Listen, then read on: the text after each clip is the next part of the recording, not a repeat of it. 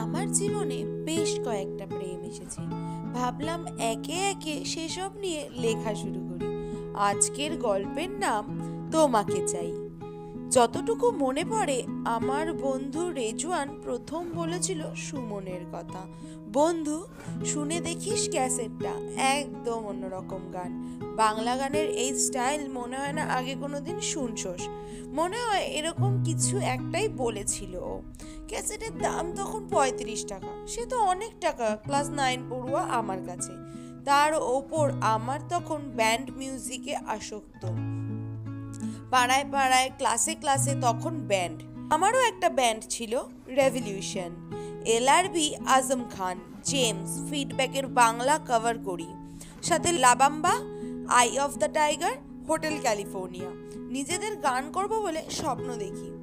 Band মিউজিকের পালে তখন নতুন হাওয়া। পপ রকের সাথে সদস্যই যোগ দিয়েছে হার্ড রক, মেটাল।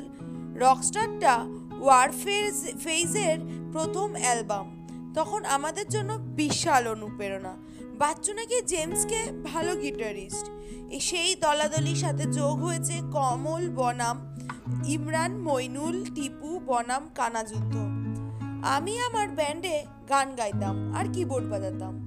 2 চেম্বারের ক্যাসেট প্লেয়ার, একটি ছেলে, শুনতাম আর চেষ্টা করতাম সঞ্জয়ের মতো স্কেলে ও গলা ওঠানোর। ধারে কাছেও যেত না। তারপরও নিজেকে নিজেই বুঝ দিতাম, থাক, আমি না হয় বিচ্ছিন্ন আবেগ আর বৃষ্টি নেমেছেই গাই। এমনই এসছিল সময়টা। তাই রেজওয়ান যখন বলল সুমনের কথা, খুব একটা পাত্তা দি নাই। রক্তে ভেজা মাটি আর সাদাধিকার ছিল তখন কৈশোর তারুণ্যের গান। তোমাকে চাই, এ তো বড়ই নরম সরম পুতু পুতু গানের নাম। কিছুদিন পার হলো, একদিন শুনি মাসুদ, পলাশরাও বলা শুরু করলো এই অ্যালবামের কথা।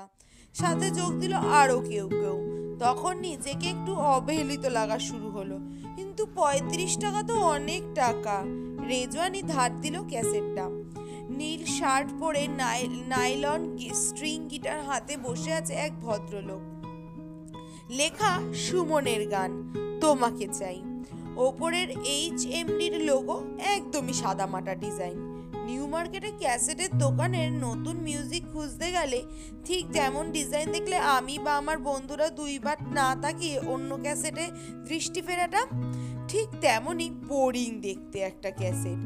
কিন্তু ধার করে শুনতে আনা এই একটা ক্যাসেট পাল্টে দিল অনেক কিছু। মনে আছে ক্যাসেটের ফিতা মাঝ বরাবর টানা ছিল। বাসায় ফিরে সন্ধ্যাবেলায় অঙ্ক খাতা খুলে যখন ক্যাসেট প্লেয়ারের প্লে বাটন টিপলাম, প্রথম শুনলাম কখনো সময় আসে জীবন মুচকি হাসে, ঠিক যেন পড়ে পাওয়া 14 আনা। অনেক দিনের পর মিলে যাবে অবসর, আশা রাখি পেয়ে যাব বাকি 2 আনা। এই লিরিক্স তো আগে শুনি নাই বাংলা গানে। এমন অবলীলায় গান গাওয়াও আগে শুনি নাই। মিউজিকেও কোনো বাড়াবাড়ি নাই, যেন গল্প বলেছে কেউ। আমাদের গল্প, জীবনের গল্প, খুব সহজ করে, যেন পাশে বসে চা খেতে খেতে। প্রথমবার শুনলাম তোমাকে চাই। পরের গান পেটকাটি চাঁদিয়াল। নাম শুনে আগ্রহ আগালো, এ আবার কি গান? কিন্তু তোমাকে চাই থেকে বের হতে পারছিলাম না। 5-6 বার শুনলাম রিওয়াইন্ড করে করে। অনুরোধে মিনতিতে তোমাকে চাই, বেদনার আর্ততিতে তোমাকে চাই, দাবি দাওয়া চাহিদায় তোমাকে চাই, লাজ লজ্জা দ্বিধায় আমি তোমাকে চাই। একটা মানুষ কিভাবে লেখে এমন গান? সুমন কি মানুষ নাকি অন্য গ্রহ থেকে নেমে আসা এলিয়েন? একটা গানের শেষ লাইন কিভাবে হয় এই বিভ্রান্তিতে তোমাকে চাই। ধীরে ধীরে ক্যাসেটটার গভীরে ঢুকলাম। শুনলাম পেটকাটি চাঁদিয়াল। 2 মিনিট 15 সেকেন্ডের একটা গান একটা গল্প বলে দিল, কলিজা নাড়ানো একটা স্বপ্ন দেখিয়ে দিল। এ কিশোর কি পারবে এই বোঝা টানতে? এই বাবু কোনোদিন পারবে কি জানতে? যে ছেলেটা প্রাণপণে রিক্সা চালাচ্ছে, মুক্তির ঘুড়ি তাকে খবর পাঠাচ্ছে। যদি বলি জীবনের গল্প নিয়ে গান আগে শুনিনি, ভুল বলা হবে। ভূপেন হাজারিকার কথা না হয় বাদই দিলাম, বাংলা ব্যান্ডের গানেও বারবার এসেছে গল্প বলা গান। ফিলিংসের স্টেশন রোড, এলআরবির হকার, মাধবী, ঢাকার সন্ধ্যা, অসাধারণ সব গান। গানের সাথে গানের তুলনা চলে না। তাই ব্যান্ড মিউজিকের সাথেও সুমনের গানের কোনো বিরোধ নাই। শ্রোতার বহুগামী হতে বাধা নাই, শ্রোতার কোনো ঘর ঠিকানা থাকতে নাই। ভেবেছিলাম রক মেটাল হেভি মেটালকে মন প্রাণ দেহ দিয়ে দিয়েছি, ভুল ভেবেছিলাম। পরের দিনই রেজওয়ানকে ওর ক্যাসেটটা ফেরত দিলাম। ভালো লাগে নাই? শালা অবাক হয়ে জানতে চেয়েছিল। বললাম, টিফিন টাইমে নিউ মার্কেট যাব, যাবি? আমার ক্যাসেটের সেলফে সুমনের তোমাকে চাই জায়গা করে নিল ওয়ারফেইজ রকস্টারের পাশে। যারা ভুলে গেছেন তাদের জন্য তোমাকে চাই ক্যাসেটের গানের লিস্টটা দিলাম। আমি ঠিক জানি না এই ক্যাসেটের আমার সবচেয়ে প্রিয় গান কোনটা। হাল ছেড়ো না বন্ধুর লাইনগুলিকে আমি আমার অনেক খারাপ সময়ে সঙ্গী করেছি।